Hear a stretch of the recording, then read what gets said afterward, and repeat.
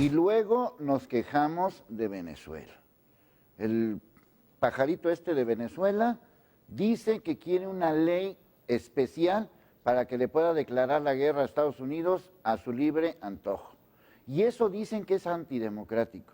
A ver, ¿no es antidemocrático presentar 54,000 firmas para que Eduardo Medina Mora no sea ministro de la Suprema Corte de Justicia de la Nación y que con 83 votos sí lo sea? O sea, 54,000 firmas no valieron absolutamente nada. 54,000 firmas son menos que 83 votos. ¿A eso le llamas democracia? ¿Quién es Eduardo Medina Mora? A ver, ¿por qué tanto escándalo con este hombre de que ahora durante 15 años le vamos a pagar su sueldo y lo vamos a hacer más millonario de lo que es para que sus hijos, nietos, bisnietos, tataranietos y lo que siga de eso puedan vivir tranquilamente porque le acabas de otorgar tú una beca de 15 años para que sea ministro de la Suprema Corte de Justicia de la Nación? Este hombre acaba de ser embajador de México en los Estados Unidos, en la peor época de deportaciones, migraciones y matanza de mexicanos. Todos los mexicanos que han muerto por policías en los Estados Unidos. Ha sido la peor época. Fue embajador de México en Reino Unido justamente en el momento que, como te conté, fue Calderón a Inglaterra junto con Enrique Peña Nieto a ofrecer el Golfo de México a British Petroleum.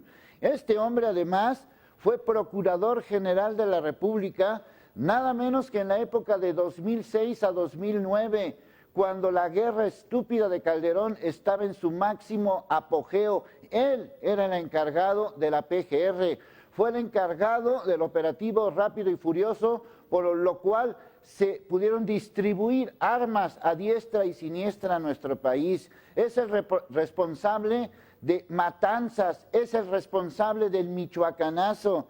Además, fue secretario de Seguridad Pública en la época de Fox.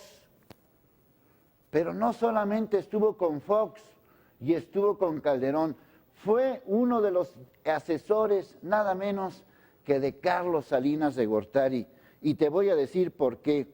Porque además de presidir el Consejo Nacional de Seguridad Pública, fue el coordinador del equipo jurídico que asesoró al gobierno de México en las negociaciones del Tratado de Libre Comercio.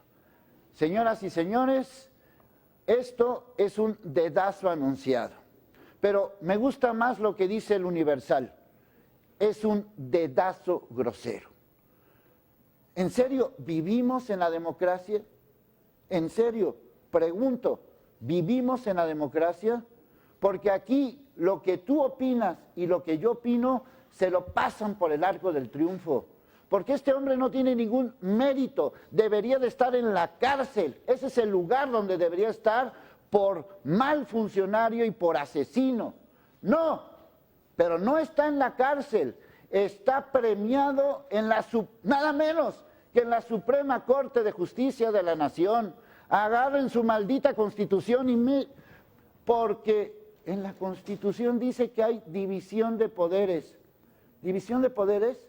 Aquí se hace lo que dice uno, nada más. Y los diputados se friegan, y los senadores se friegan, y la Suprema Corte y todo el Poder Judicial se friegan. Y eso, señores, se llama dedazo. El dedazo sigue siendo el sistema político nacional, sigue siendo nuestra aportación al mundo. El dedazo en su máxima expresión, el dedazo grosero, el dedazo anunciado. Nuestra democracia depende de un dedazo. La justicia va a depender de un voto de este individuo que debería estar en la cárcel. Pero no acaba ahí la cosa. Carmen Salinas, nuestra querida Carmen Salinas. ¿Te acuerdas de Carmen Salinas como la corcholata? Como la corcholata, representando a la mujer mexicana ¿Te acuerdas de Carmen Salinas, borracha, en escenas como esta de fichera? Pues esta mujer va a ser diputada a Wilbur, como deben de ser las cosas, por dedazo, como se hace en México. No es como Lagrimita, que tienes que votar por él. No es como Cuauhtémoc, que tienes que votar por él. Esta mujer va a ser diputada. ¿Y qué va a decidir esa diputada? Va a decidir la ley Beltrones. Porque Manlio Fabio Beltrones, este senador, que fue mal gobernador de Sonora, que tuvo que ver con lo de Colosio, que ha sido diputado, que ha sido senador y que ha sido una lacra para la política mexicana, acaba de decir que la ley de aguas entra a Wilbur. Dedazo. Imagínate a Carmen Salinas con una pregunta tan fundamental en nuestra historia. ¿Se privatiza o no se privatiza el agua? El voto de Carmen Salinas puede ser determinante. Yo sé que el agua de México está privatizada, media agua de Jalisco está privatizada, para españoles está el Zapotillo, Agua Prieta y muchas más. Sé que están haciendo negocio con el agua, pero una cosa es hacer negocio con el agua y otra cosa es privatizar nuestro recurso natural. Ya se llevaron nuestro petróleo, ya se llevaron nuestras minas. ¿Qué sigue? Baja California, Jalisco, Yucatán. ¿Qué más vamos a vender? Y todavía nos quejamos y nos burlamos del tal Maduro de Venezuela porque quiere declararle la guerra a Estados Unidos.